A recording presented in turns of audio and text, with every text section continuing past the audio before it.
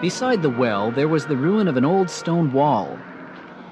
When I came back from my work the next evening, I saw from some distance away my little prince sitting on top of this wall, with his feet dangling, and I heard him say, "Then you don't remember?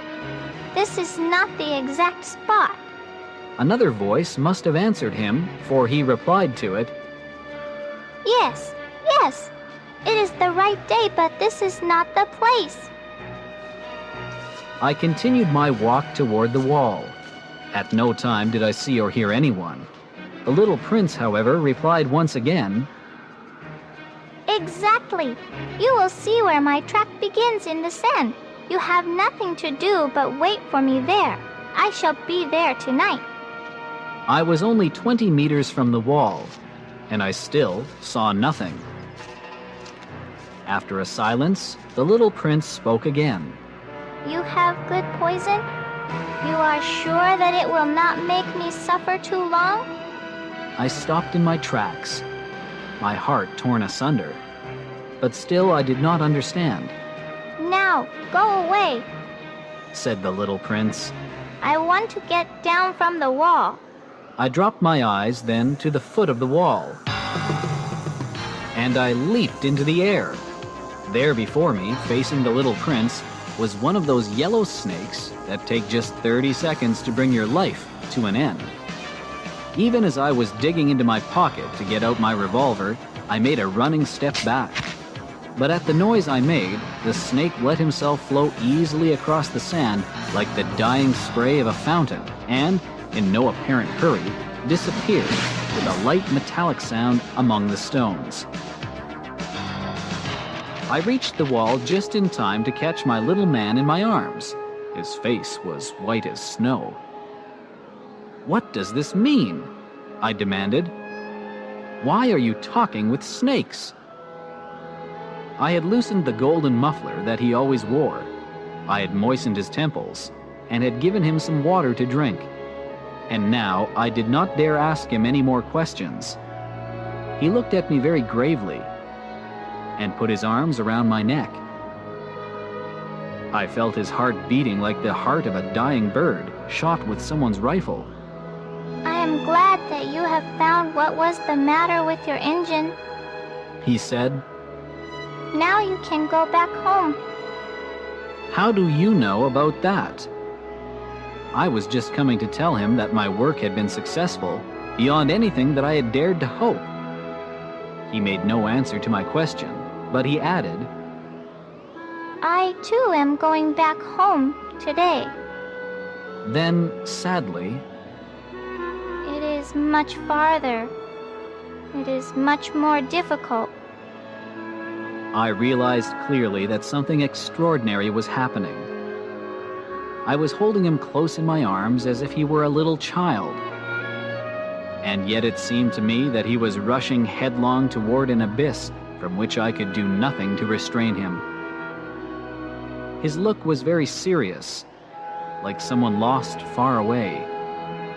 "I have your sheep, and I have the sheep's box, and I have the muzzle." And he gave me a sad smile. I waited a long time. I could see that he was reviving little by little. "Dear little man," I said to him, "you are afraid." He was afraid. There was no doubt about that. But he laughed lightly.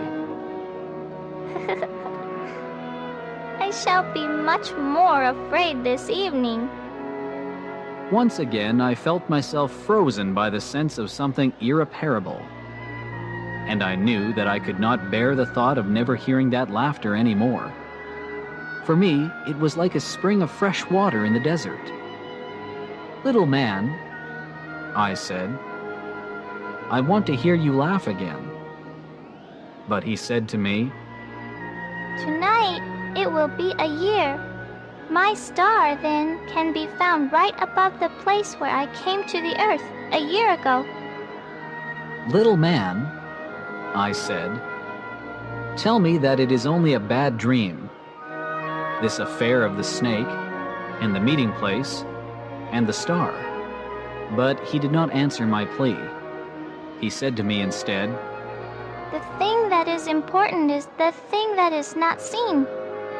Yes, I know. It is just as it is with the flower. If you love a flower that lives on a star, it is sweet to look at the sky at night. All the stars are abloom with flowers. Yes, I know. It is just as it is with the water. Because of the pulley and the rope, what you gave me to drink was like music. You remember how good it was? Yes, I know. And at night you will look up at the stars where I live. Everything is so small that I cannot show you where my star is to be found. It is better like that. My star will be just one of the stars for you. And so you will love to watch all the stars in the heavens. They will all be your friends. And besides, I'm going to make you a present. He laughed again. Ah, little prince, dear little prince, I love to hear that laughter. That is my present, just that. It will be as it was when we drank the water. What are you trying to say? All men have the stars, He answered. but they are not the same things for different people. For some who are travelers, the stars are guides. For others, they are no more than the little lights in the sky. For others who are scholars, they are problems. For my businessmen, they are wealth. But all these stars are silent. You alone, will have the stars as no one else has them. What are you trying to say? In one of the stars, I shall be living. In one of them, I shall be laughing. And so it will be as if all the stars were laughing. When you look at the sky at night, you, only you, will have stars that can laugh. And he laughed again. And when your sorrow is comforted, time soothes all sorrows, you will be content that you have known me. You will always be my friend. You will want to laugh with me, and you will sometimes open your window, so for that pleasure, and your friends will be properly astonished to see you laughing as you look up at the sky. Then you will say to them, Yes, the stars always make me laugh. And they will think you are crazy. It will be a very shabby trick that I shall have played on you. And he laughed again. It will be as if, in place of the stars, I had given you a great number of little bells that knew how to laugh. And he laughed again. Then he quickly became serious. Tonight, you know, do not come. I shall not leave you, I said. I shall look as if I were suffering. I shall look a little as if I were dying. It is like that. Do not come to see that. It is not worth the trouble. I shall not leave you. But he was worried. I tell you, it is also because of the snake. He must not bite you. Snakes, they are malicious creatures. This one might bite you just for fun. I shall not leave you. But a thought came to reassure him. It is true that they have no more poison for a second bite. That night I did not see him set out on his way. He got away from me without making a sound.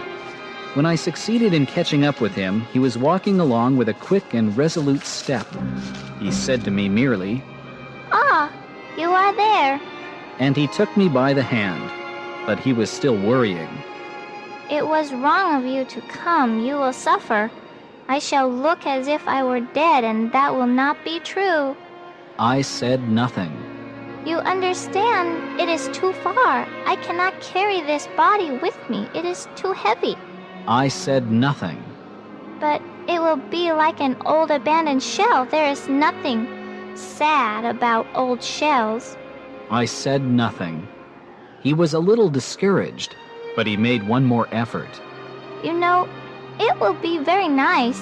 I too shall look at the stars.